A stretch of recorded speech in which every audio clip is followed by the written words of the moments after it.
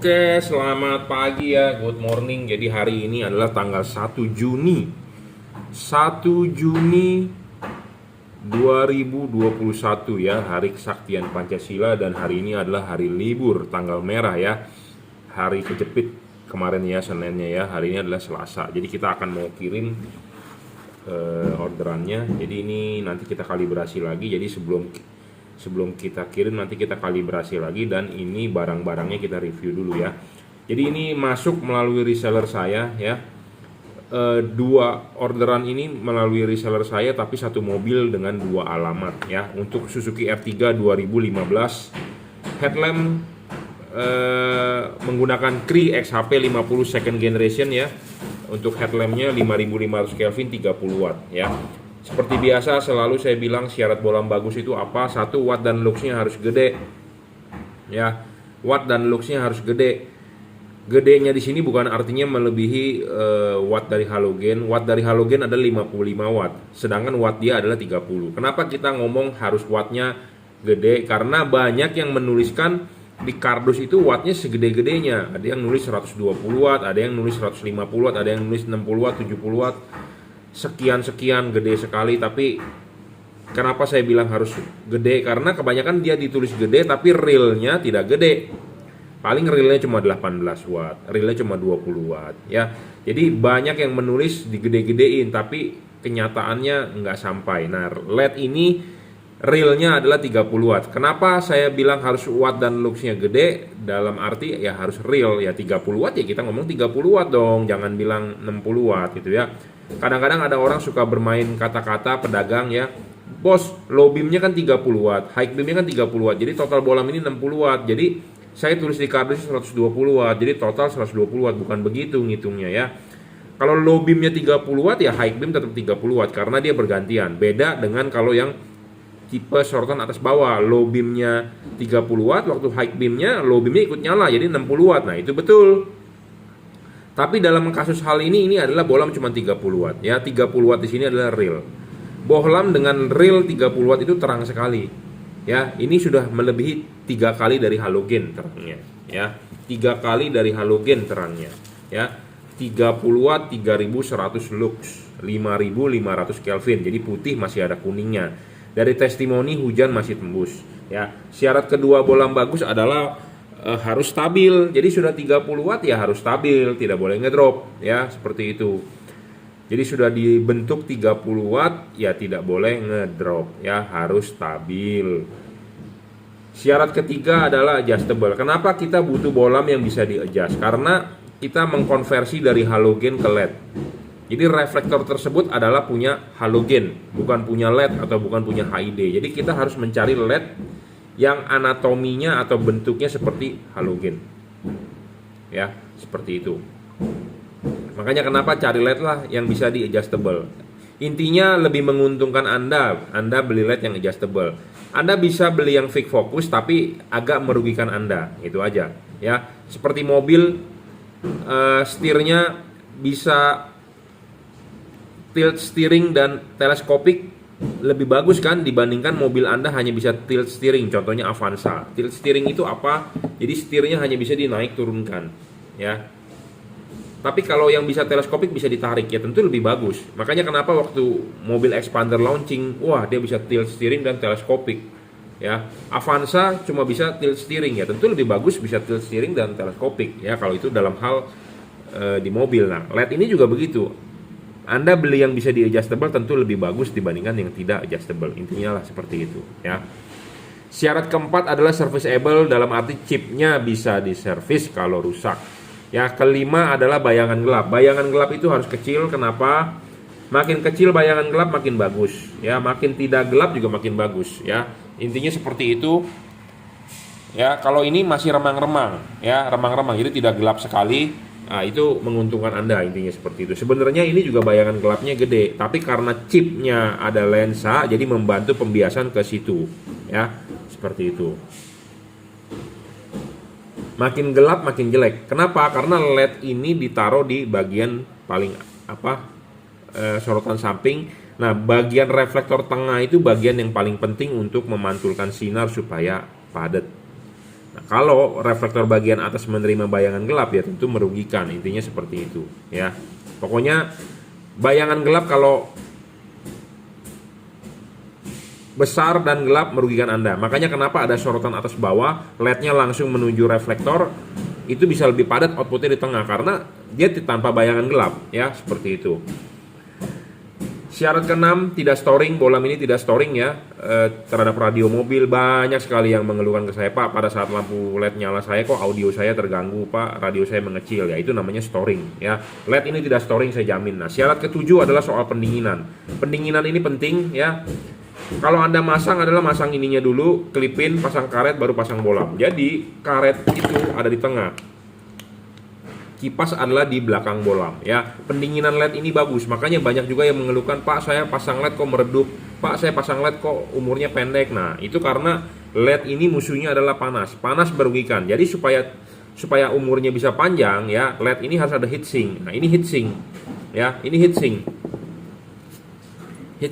Heatsink ini makin tinggi makin bagus, makin lebar makin bagus, siripnya makin banyak makin bagus.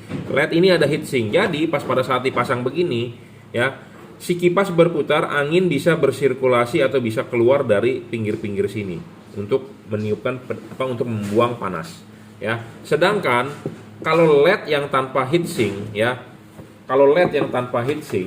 ya, ini akan tertutup oleh karet. Kalau tertutup oleh karet, si kipas berputar, angin tidak bakal tembus. Akhirnya tidak ada pendinginan. Kenapa? Karena tidak ada angin yang lewat. Ya, seperti itu. Jadi intinya kalau ada heatsink itu menguntungkan Anda. Kalau tidak ada heatsink merugikan Anda. Sekarang Anda mau beli barang yang menguntungkan Anda atau merugikan Anda? Benar nggak? Anda bisa berpikir lah. Saya menjabarkan begini, Anda sebagai manusia yang cerdas harusnya bisa. Ya, makanya video saya ditonton jangan setengah-setengah. Full nonton. Memang saya bacotnya gede. Buat Anda yang merasa tidak berguna, buat Anda yang ini ya tinggal tidak usah nonton, skip saja, tidak usah subscribe, tidak usah follow. Intinya seperti itu. Tapi buat Anda yang ingin mencari informasi, Anda silakan follow, subscribe, Anda tonton sampai habis video saya. Ya. Karena semua pedagang bilang LED itu bagus, semua bilang bagus, nggak ada yang bilang jelek. Nah, bagusnya itu apa? Harus ada syaratnya. Anda mencari istri yang mau yang cantik. Cantiknya menurut Anda bagaimana? Rambutnya panjang, hidungnya mancung, matanya harus belok. Kan ada syaratnya. Ya, ada syaratnya. Anda membeli saham bagus juga harus ada syaratnya. Bagusnya menurut Anda apa? Dia harus membagi dividen atau dia harus membagikan souvenir waktu RUPS, atau dia harus sahamnya naik terus harganya. Itu kan ada syaratnya. Nah, sama LED ini juga ada syaratnya. Ya, syaratnya itu ya tadi saya sudah sebutkan 1 sampai 7. Syarat ke-7 adalah pendinginan. Syarat pendinginan ini boleh dibilang sangat penting. Kenapa? Karena ini berhubungan dengan umur LED tersebut. 1, lifetime. Kedua, supaya dia tidak ngedrop, karena banyak sekali LED di pasaran ngedrop. Memang awalnya gede 60 watt BHP, tapi kenyataannya hanya realnya cuma 40 ya. Cuma 40 watt ya. Jadi kalau LED yang ngedrop ya nggak, yang boleh dibilang nggak bagus. Memang Anda bilang oh ya bagus, cuman kadang-kadang orang tidak tahu ya. Banyak juga yang mengalami storing ya, penting. Waktu lampu nyala mesinnya katanya bergetar, waktu nyala kok digas gasnya lemot. Nah itu storing ya. Meredup juga banyak ya, udah lama nyala dia turun. Nah itu karena nggak stabil ya. Adjustable penting untuk membentuk cut off. Barang habis selesai kita review ini akan kita kalibrasi. Apa sih yang dikalibrasi?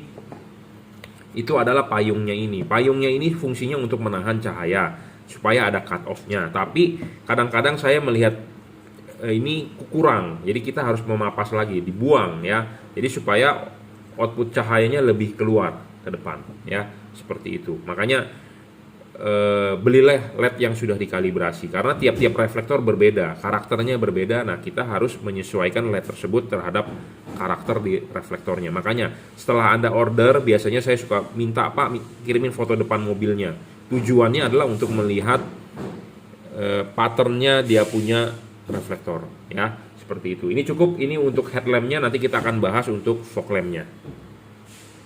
Kita lanjut ya. Jadi tadi untuk headlamp R3, sekarang untuk fog lampnya Ya, Suzuki R3 saya rekomendasi tipe GL3 untuk fog lampnya. Apa sih keunggulan bohlam ini ya? Dia merupakan bohlam 3 warna. Jadi 3 warna ini bisa mengeluarkan warna putih, bisa mengeluarkan warna putih kuning, bisa mengeluarkan warna kuning. Jadi putihnya itu 6000 Kelvin, putih kuningnya 4300 Kelvin, kuningnya 3000 Kelvin. Ya, kenapa sih dia bisa berubah warna begitu? Karena chipnya ada 2. Chipnya ini sudah teknologi yang paling baru, yang paling sekarang. Kenapa? Karena dia menggunakan chip dempet. Chip dempet dan dari keramik, ya. Chip dempet dan dari keramik. Jadi chipnya bukan chip lebar. Kalau Anda beli LED beginian di luar, kalau yang chipnya terpisah jauh, tentu speknya kalah dibandingkan spek ini. Spek ini adalah chip dempet asli keramik, bukan chip biasa yang disolder dempet. Ya, jadi ini spesial chip untuk memang bohlam yang bisa berubah warna. Dia chipnya adalah chip dempet, ya. Dan pemasangannya sangat PNP dan adjustable, ya. Anda bisa menaruh chip kuning di bawah atau chip putihnya yang di bawah. Jadi bisa dibulak-balik. Jadi nanti kalau ini sudah masang di rumah fog lampnya, Anda bisa posisikan ini begini, chip kuning di bawah, atau Anda posisikan begini, chip putih di bawah. Nah, ini ada hubungannya dengan hasil outputnya. Kalau chip putih Anda taruh di bawah, sorotan sinar putih akan lebih jauh. Kalau Anda taruh chip kuningnya yang di bawah, sorotan sinar kuning akan lebih jauh. Jadi, Anda sukanya bagaimana, Anda tinggal bulak-balik. Kalau saya rekomendasinya chip kuning di bawah, supaya sorotan kuning lebih jauh dibandingkan putihnya. Tapi kalau Anda nggak suka, Anda bisa posisikan begini, chip putihnya yang di bawah. Ya, namanya ini, pemasangan ini adalah full adjustable. Jadi Anda enak sekali adjustable-nya, Anda tinggal bolak-balik saja tanpa perlu Anda pakai kunci L, tanpa perlu Anda buka-buka pakai obeng untuk dibalik.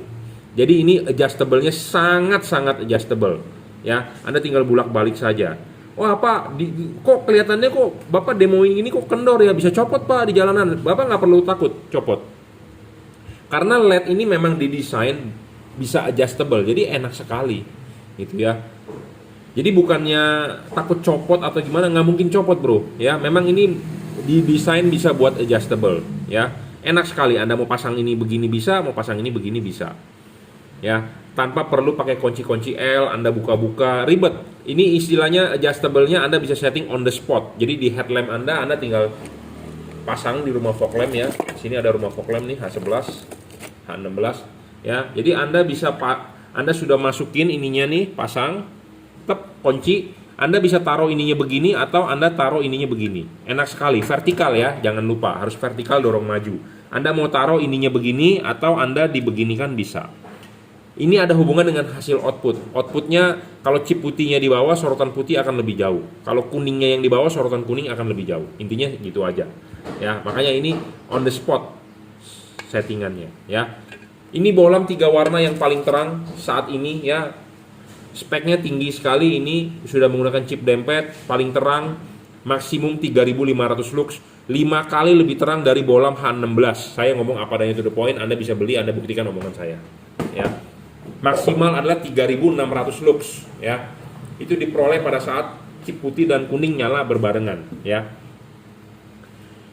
Cara mengubah warnanya gampang, ya. Anda tinggal matikan, nyalakan switch lampu Anda, ya.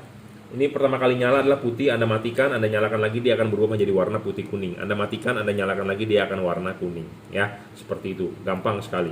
Pemasangan pun PNP, ya, tinggal colok soket, driverless, tidak ada driver. Ini kabel sudah dirajut oleh nilon tahan tarik. Kadang-kadang ada pedagang atau ada customer yang bertanya saya, LED ini jelek karena tidak ada drivernya, tidak ada balasnya. Saya bilang, Bapak dapat masukan dari mana tanpa driver jelek? Dia bilang dari pedagang lain. Oke, saya jelaskan ya. Jadi jangan sampai Anda dibodohi atau Anda salah paham. LED ini ada driver, tapi drivernya inside, di dalam. Ya, kalau yang ada drivernya di kotaknya di luar itu teknologi lama. Ya, komponennya gede-gede. Kalau drivernya di dalam lebih menguntungkan. Satu, Anda lebih ringkes dalam hal pemasangan karena Anda tidak perlu ikat-ikat drivernya. Driver itu berat. Ya, ada kotak itu berat. Biasanya bisa kalah di sini. Anda pasang di fog lamp, Anda sistemnya ngobok. Nggak mungkin Anda buka bumper, pasti males. Semua orang buka bumper males. Anda udah buka bumper, mau dirapetin lagi susah. Jadi sistemnya adalah ngolong, ngobok. Ngobok itu bagaimana caranya Anda putar ban ke sebelah kanan untuk mengerjakan sebelah kiri. Anda kobok-kobok tangannya. Nah, setelah sudah terpasang, Anda tinggal colok soket.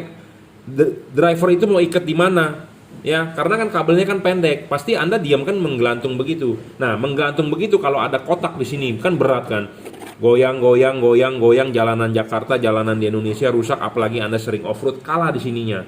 Kebanyakan LED yang dengan driver biasanya kabelnya belum dirajut oleh nilon, masih isolator biasa karena teknologi lama.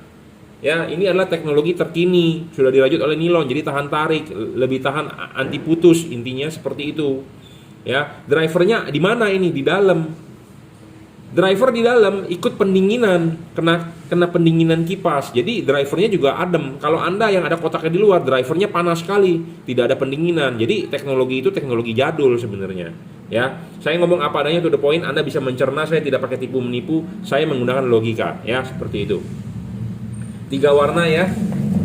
Paling terang saat ini, harganya jujur terus terang sudah mengalami kenaikan ya. Jadi ini di 1 Juni harganya sudah naik lagi. Bersyukurlah buat Anda yang sudah beli. Yang belum beli ya harganya sudah mengalami kenaikan beberapa persen ya. Ini bolam 3 warna paling terang saat ini ya. Saya ngomong apa adanya to the point. Bayangan gelapnya kecil dijamin, tidak storing dijamin, pendinginan bagus dijamin karena ada heatsinknya, ada kipasnya. Ya, ini untuk R3 bisa dipasang, intinya yang sebelah kanan atau sebelah kiri kalau nggak salah mentok ke tabung air reservoir tabung air radiator, tapi tetap bisa dipasang ya. Pemasangan tinggal PNP, tinggal colok, jadi bolam 3 warna paling terang. Paling terang saya ngomong apa adanya karena 3600 lux, bisa putih. Kapan dipakai warna putihnya? Pada saat jalanan kering. Kapan dipakai warna kuningnya? Pada saat hujan atau kabut. Kapan dipakai putih kuningnya? Pada saat jalanan gelap.